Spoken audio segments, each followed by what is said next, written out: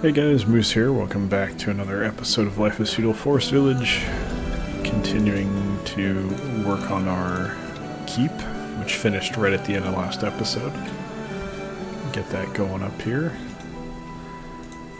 Why do I have 7? Okay, this is a surprising number. I just want to make sure everything is allocated properly, because that's a surprising number of people not working. It's probably mainly because of this. I don't have the 20 that I normally do on charcoal production, which is a good choice. It should be that way. Apologies about the heater in the background, by the way. It's getting, it's that time of year. It's pretty chilly. Heater's got to run periodically. Yeah, I think we have everyone we want staffing everything we need them to. So now it's just a question of getting the harvest going, which seems to already be in progress in some cases. Others, not so much. But I think we want everything to go right now. It's midsummer. Definitely time to pull the trigger. Fruit as well. This one's going to probably take another year to get rolling. We might get a little bit towards the end of the year here, but I mean, look, the trees aren't that big yet. Probably going to be waiting. These guys, of course, are in full bloom, it looks like. Well, 900's not that many. But we're not going to be able to harvest it all anyway, so what difference does it make? Alright. Is the bridge done? The bridge is done. Okay. Alright. These trees are kind of throwing me off a bit, but we were going to put it like right there, I think. So if you guys could go ahead and wipe those trees out so I can actually see clearly, that would help a lot. Might want to get rid of this guy. I think we're okay though. We should be able to leave it.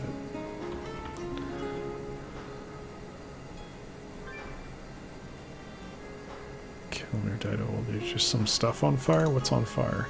Oh. Wasn't that irritating? Honestly, like at a certain point, I'm not going to bother replacing them. It's just irritating. They don't seem to be providing enough benefit to justify what I'm spending on them. Just from a time, not even the resources, just the time. It's annoying. Okay. Basically want it kind of, I guess right here's fine.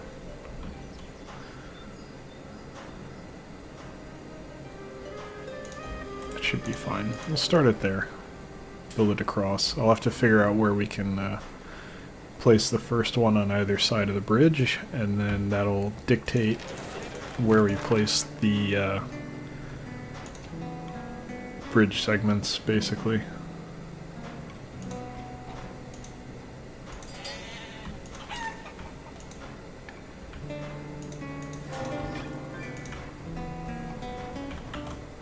This concerns me. I noticed this. That's a lot of wool to have on hand.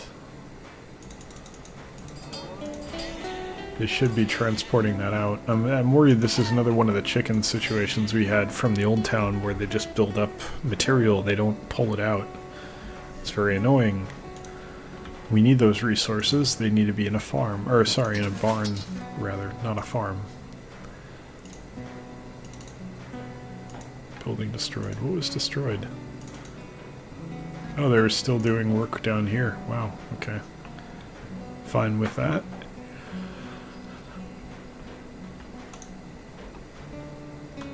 Yeah, I think this is occupying most of our attention here.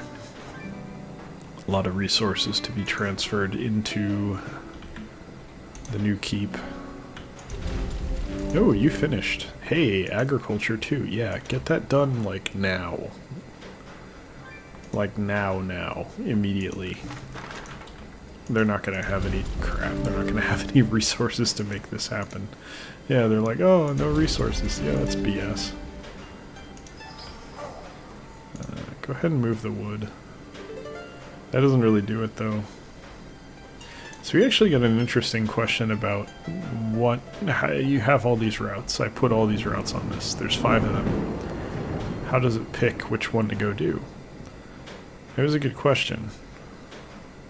I don't really have a very good answer, to be honest. It's My best guess is that it's random or goes in a cycle, one or the other. And I think both are viable answers, to be honest. I don't know for sure. Maximum number of routes reached. I didn't know that was possible. Alright, well we need to cycle kind of everything out to be able to feed the other castles, so let's just do it. That'll kind of make a cyclical caravan train, for lack of a better way of putting it. Bring resources a little closer, might help them get this going. In the meantime, the wood is probably going to be the biggest issue, so why don't we go ahead and cut down some more trees. However, our manpower is not inclined to work on that at the moment, it appears. Okay, so I know I want to check out where this should actually go, but I think it has to have at least one of those, so let's get that built first. Okay, we're actually not doing that bad of a job of harvesting. This one's kind of shameful, but the rest is not that bad. Hey, okay, we're actually getting fruit out of that. A lot more. I thought it would be like maybe 100 or 200. That's a pretty sizable chunk. Alright, so this year should be a really good year for food, based on everything we got going on.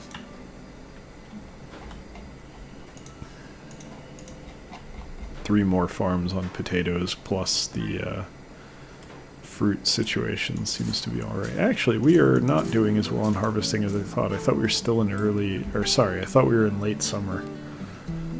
But we're not, we're in fall. And it's probably about to go negative. Harvesting is taking too damn long. You guys gotta get a move on, this is not good enough. I was hoping to hit 30k. I mean, maybe not this year, but 2.5 at least. Gonna be lucky to sniff 2.5 here. I don't think we're gonna hit it. That's just not enough time.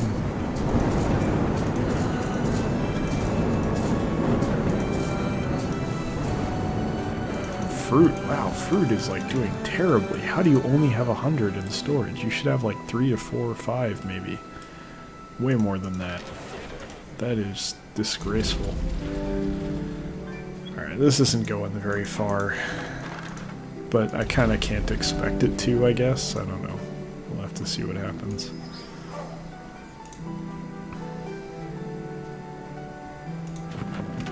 No, it's going to a barn. Okay, that's the other one. That one I want to leave. The other two I want to kind of hold off. Yeah, don't put it there. Because we're looking... It's this one we want to cycle. So if I remove the other ones, it'll just cycle that one. And it guarantees that whatever I send over there is going to come back. Which is what I want. That's the goal here. Alright, that's done. So now I need to pause. If I do this...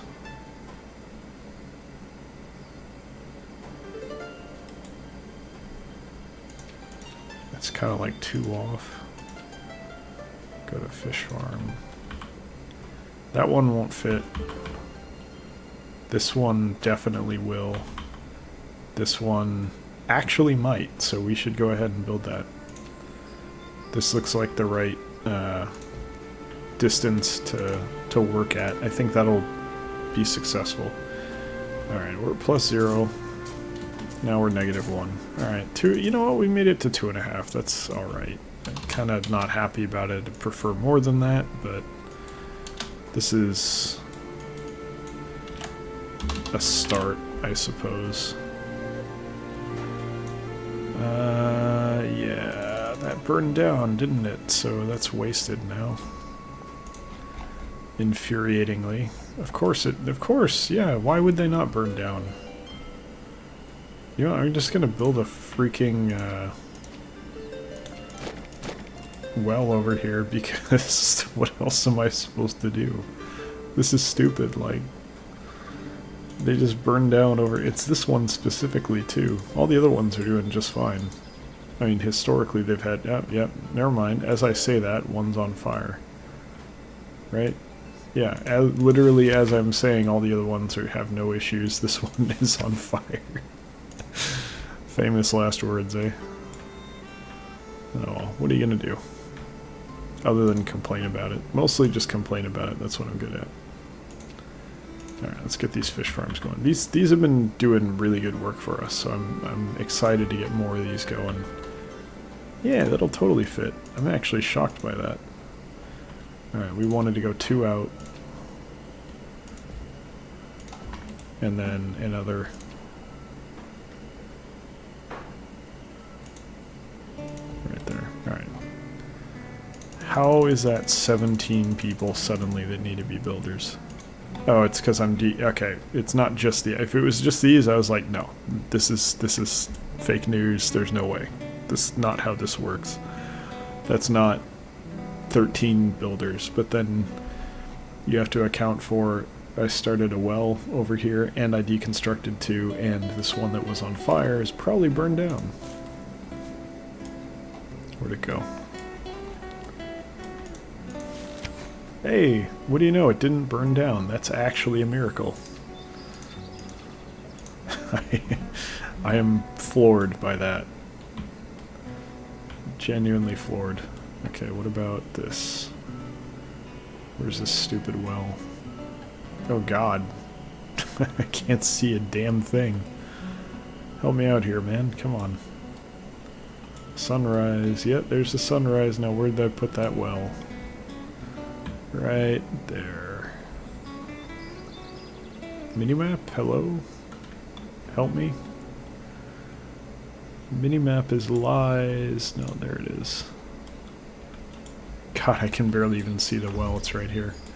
That's still under construction, so it's not like I'm not really complaining about that. That's, you know, pretty much par for the course, but it's kind of funny how hard it is to see. I'm going to separate them a little, so at least if one catches on fire, the other doesn't burn down with it. I don't know if that's actually going to help anything, but I'm going to try. It's better than nothing, I guess. I don't really want to rebuild it, but you know what? We need the gatherers for food, and we need the hunters for hide. There's no... I can't really avoid that, so... What are you going to do? This is just... It's going to take a long damn time. So actually, let's help it along.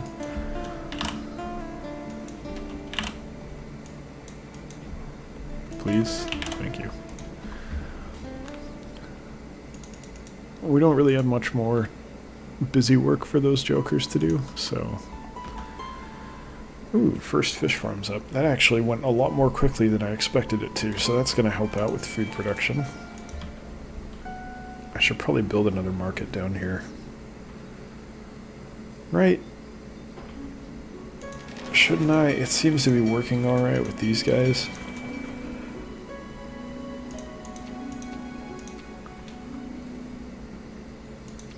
I guess the one reason why I like the market is it's like supposed to be temporary. No one will put anything in it. Oh, not the market. Isn't it a market? What are they called? It was here, right? It's not, but it's not the market. It's the... What the hell was it called?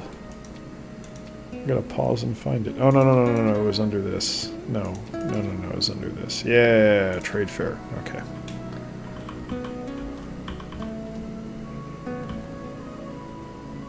Yeah.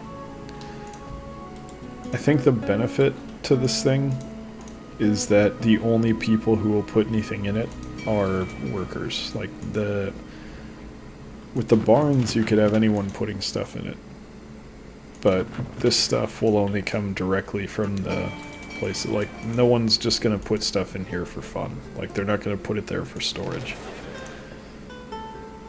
Everything has to come directly from some kind of production building, which is important, I think.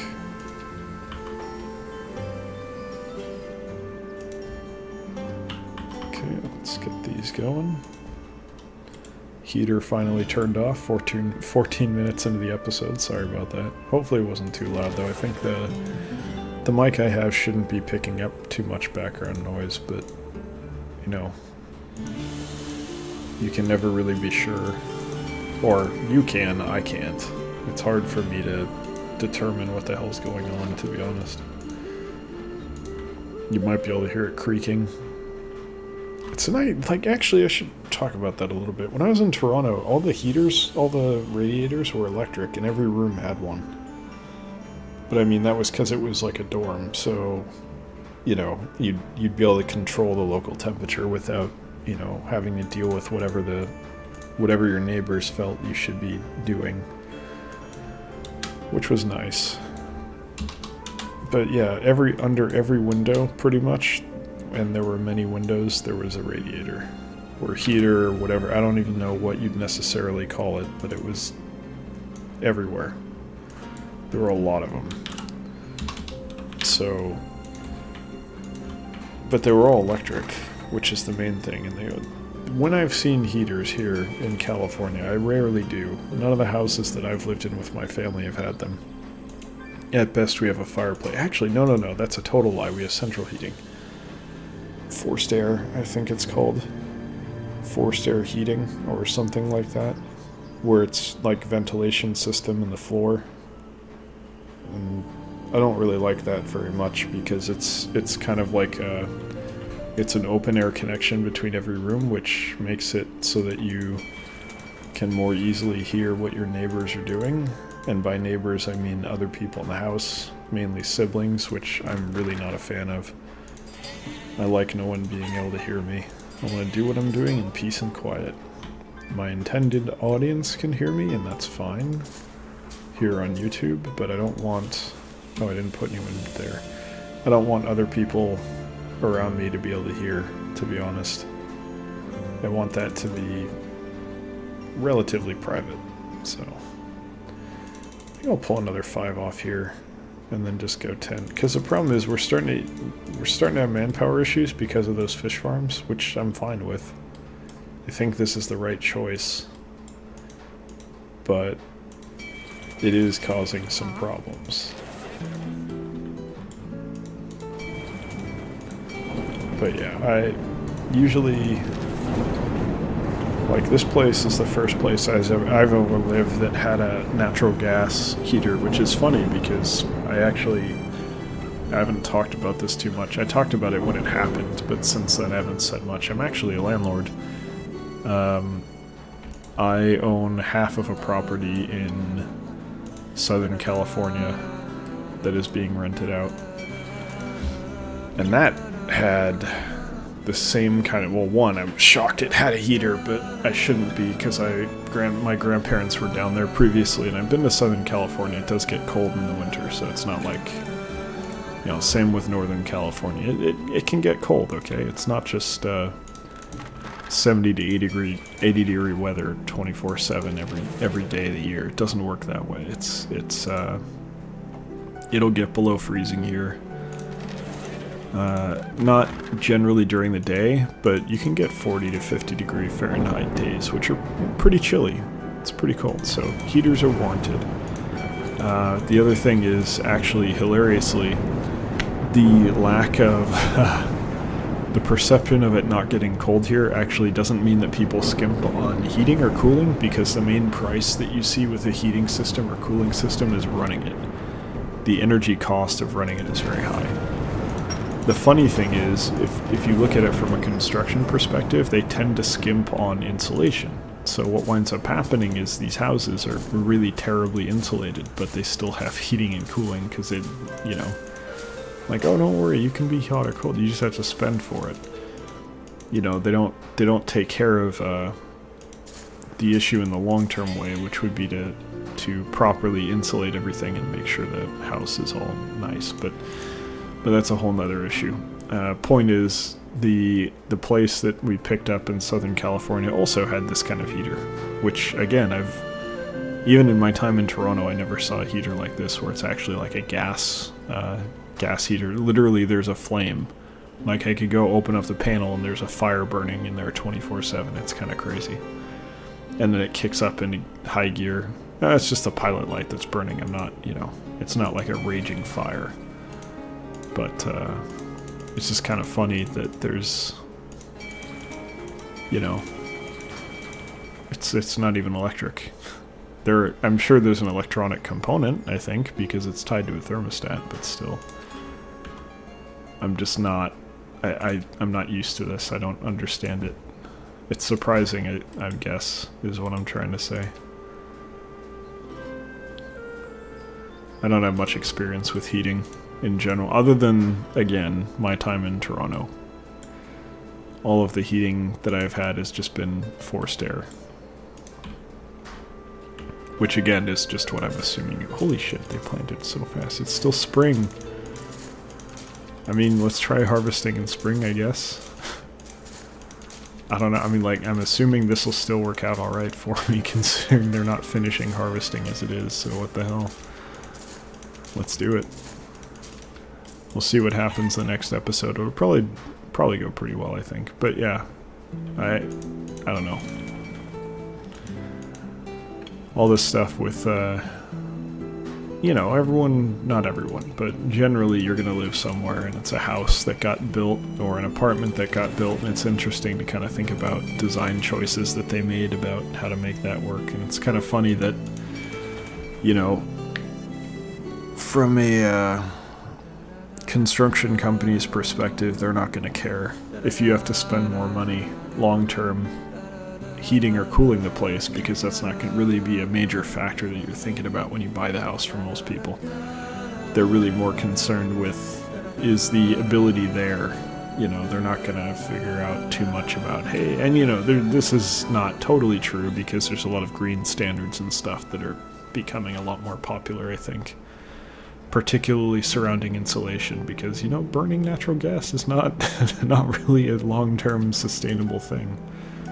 Natural gas isn't so bad, and there's not much panic around it, because we as in America produce a pretty substantial amount. It's like, I mean, you can look at fracking in like Flint, Michigan and all that and say, yeah, well, you still shouldn't be using natural gas. And yeah, you're totally right. There's some serious issues with it, and Flint is a good example of it, but it's not like gasoline, where we're relying on OPEC countries. Though, funny thing, many people don't know this, the largest supplier of gas, like to power your car, to the US is Canada, actually. Not a Middle Eastern country, it's Canada. That may no longer be true. I think it still is true, but, well, it might not be, because